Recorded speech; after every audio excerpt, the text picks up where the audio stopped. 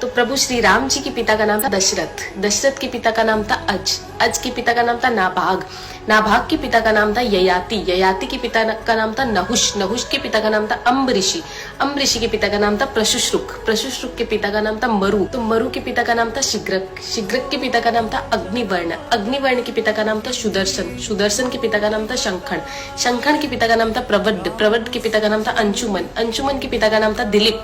दिलीप के पिता का नाम था भागीरथ, ये वही भागीरथ है जो गंगा को पृथ्वी पर लेके आए थे, जिसको भागीरथी के नाम से भी जाना जाता है। राजा भागीरथ के पिता का नाम था कुकुस्थ, कुकुस्थ के पिता का नाम था रघु, ये रघु वही राजा है जिनके नाम पर ये रघुकुल पड़ा, क्योंकि ये बहुत ही पराक्रमी और तेजस्वी राजा थे। आज भी कहा जाता है कि रघुकुल रीत सदा चली आई, प्राण जाए पर वचन न जाए। तो राजा रघु के पिता का नाम था राजा असमंज, राजा असमंज के पिता का नाम था राजा सगर, राजा सगर के पिता का नाम था राजा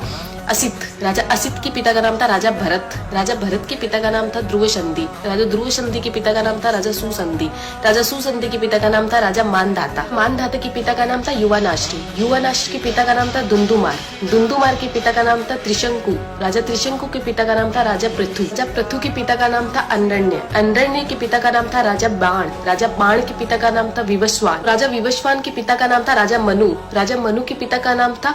इक्ष्वाकु, इक्ष्वाकु के पिता का नाम था राजा कुक्षी, राजा कुक्षी के पिता का नाम था राजा विकुक्षी, राजा विकुक्षी के पिता का नाम था राजा कश्यप, राजा कश्यप के पिता का नाम था राजा मरीचि, राजा मरीचि के पिता का नाम था ब्रह्मा जी। तो इस हिसाब से हमारे प्रभु श्री राम जी ब्रह्मा जी की 39वीं पीढ़ी है, 39th। तो ज्यादा से ज्यादा ये वीडियो शेयर कीजिए, क्योंकि आने वाला इतिहास ये नहीं बोलना चाहिए कि सनातनियों को मुगलों का इतिहास तो पता था और खुद का इतिहास नहीं पता था। तो ज्यादा से ज्यादा इस वीडियो को शेयर कीजिए। जय श्री राम।